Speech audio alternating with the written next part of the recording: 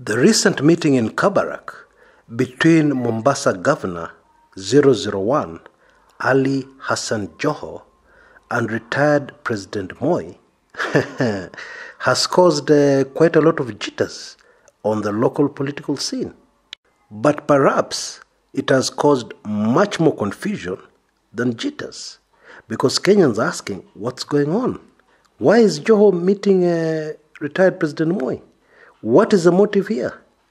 Okay, let's break it down. And let's start with a very nagging question many Kenyans have been asking. Why President Moi? Why not President Emilio Moi Kibaki? Yeah, both are former presidents. Both are alive by God's grace. But why Moi instead of Kibaki? Why not even Moi and Kibaki? People are just visiting Moi. Why? Well, there are two answers to that question, and both reasons are credible. Although the second reason is much more important, much more significant.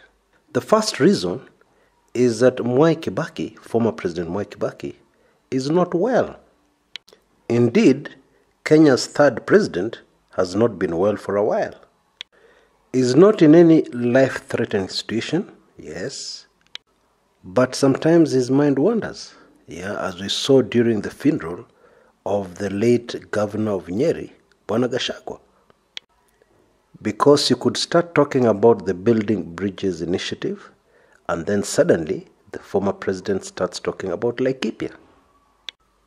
This thing is on and off because the former president sometimes gives speeches, okay?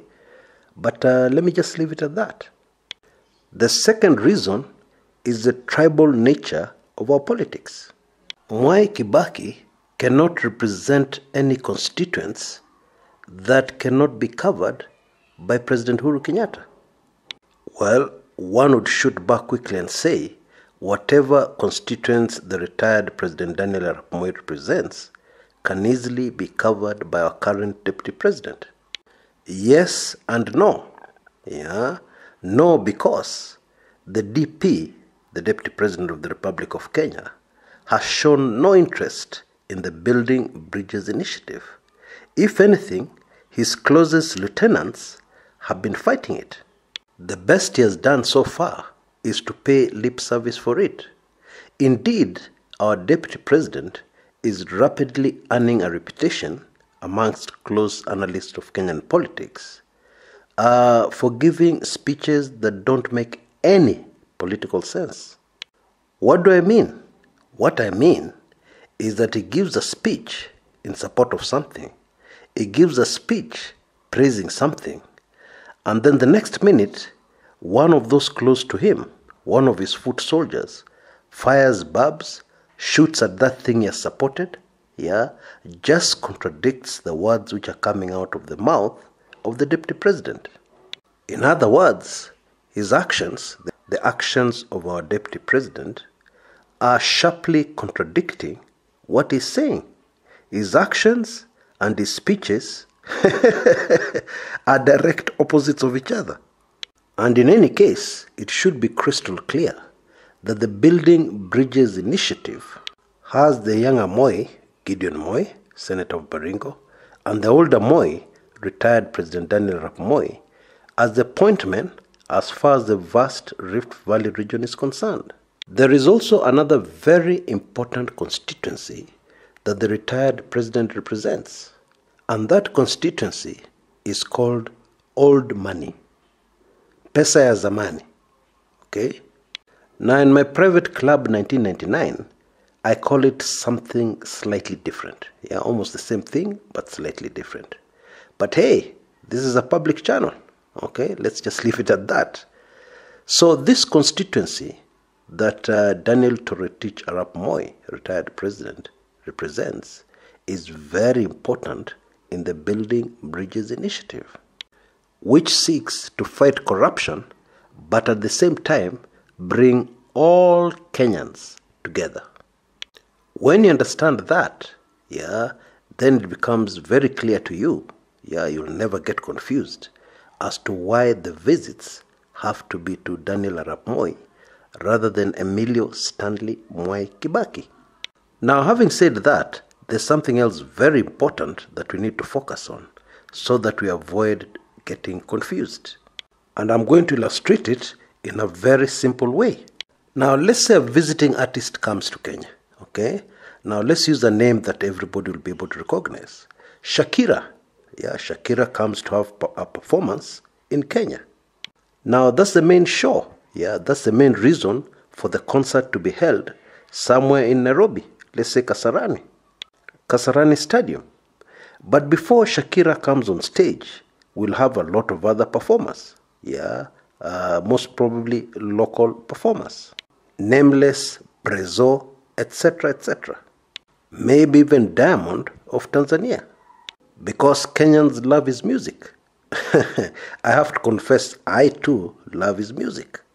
Anyway, although Shakira will be the main show, there'll be a lot of other shows going on. Yeah, there'll be a lot of side shows. Indeed, a lot could happen during that performance. Yeah, you'd maybe even have some bouncers grabbing a woman who was just on the verge of climbing onto the stage to kiss Diamond. That could even grab all the newspaper headlines the next morning. Yes, it grabbed the headlines. Yes, it even overshadowed the main Shakira performance. But it was only a side show. The main show was Shakira. Now, you could meet somebody after the performance, and when they start telling you about it, they'll not tell you about Shakira. Yeah, they'll tell you about Nameless and his performance. And so you'll be totally confused. Yeah, you know that the main performance was supposed to be Shakira, but then now you hear about Diamond, and then now you hear about Nameless. Total confusion. Now, this is precisely what is happening when it comes to these meetings with the retired President Moi. So let us start by identifying the main show. Okay, once we identify the main show, all confusion will end. The main show was the handshake between President Uhuru Kenyatta and His Excellency Raila Amolo Odinga. That is the main show. That was the main show. That is what's driving everything else. Raila meets retired President Moi, side show hiyo. Okay? Raila meets Moi Kibaki, side show.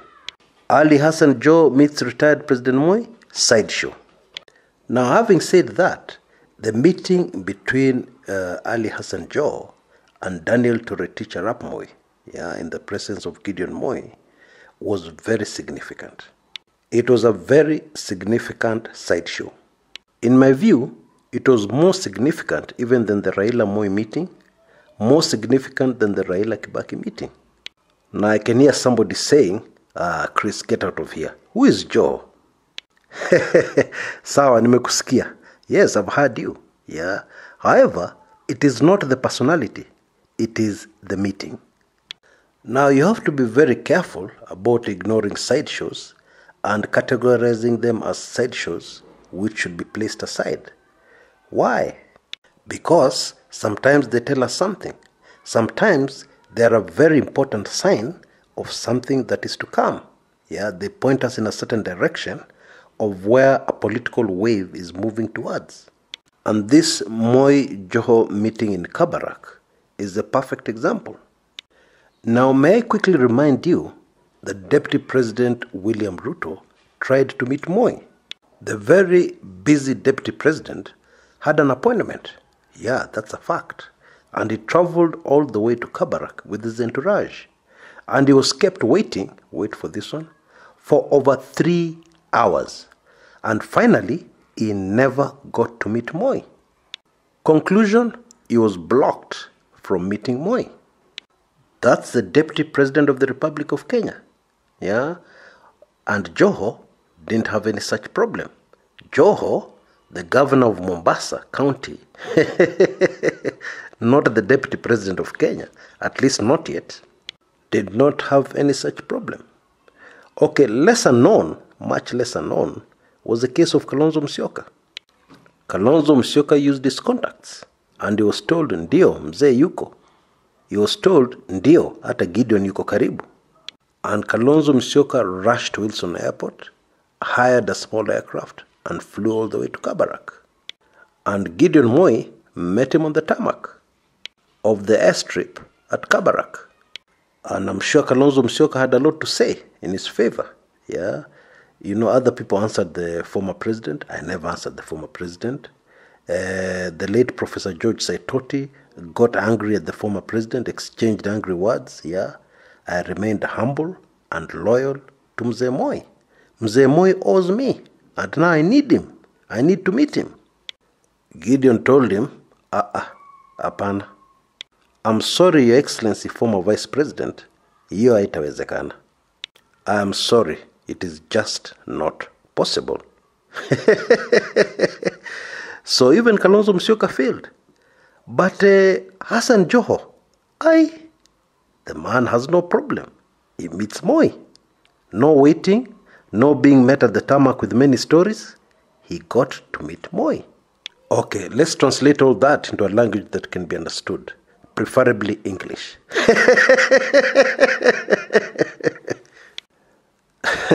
Anyway, let's start by asking a question. Yeah.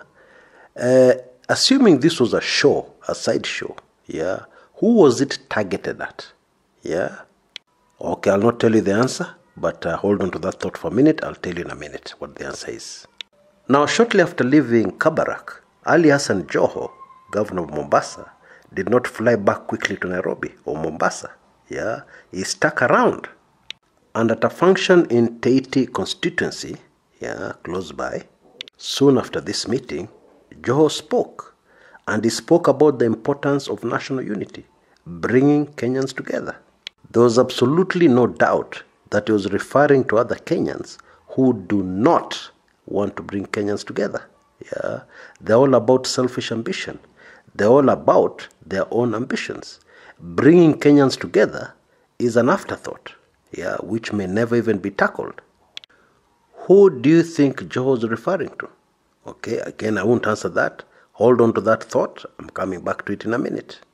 The little information we're given, yeah, about the closed-door meeting gave us a very clear indication that whatever the subject on the table was, it was connected, it was related to the Building Bridges initiative of Raila and Uhuru. Yeah, it all stemmed from the handshake. The long and short of all this drama is the following: that the Building Bridges initiative involves some key people, yeah, and the Building Bridges initiative does not involve some certain people who are either irrelevant or are a stumbling block, yeah, to the Building Bridges initiative. Some of the people who are a stumbling block to the Building Bridges initiative are people who are after their own selfish ambition.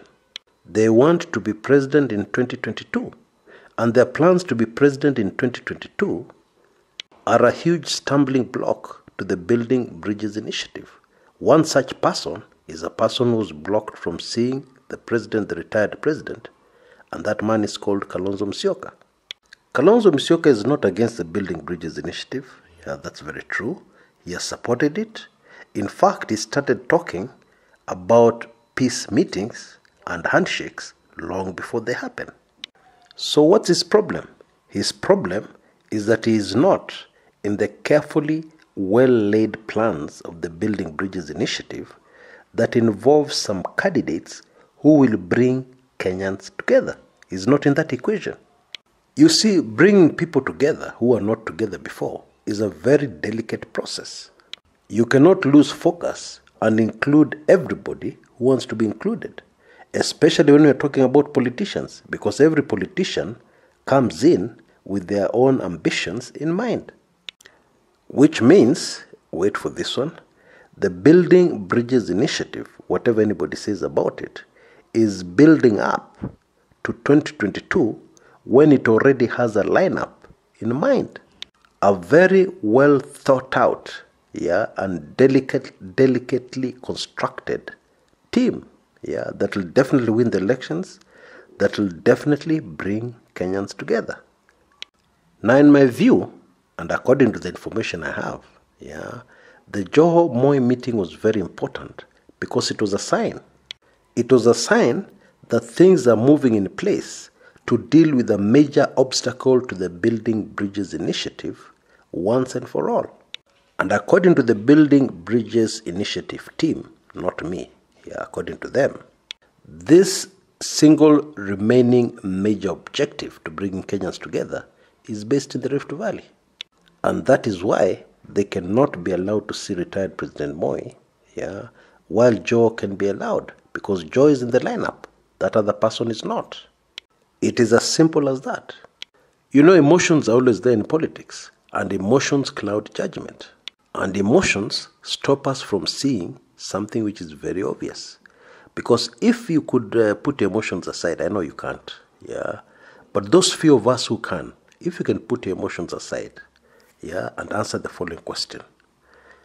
Which lineup is more likely to bring Kenyans together?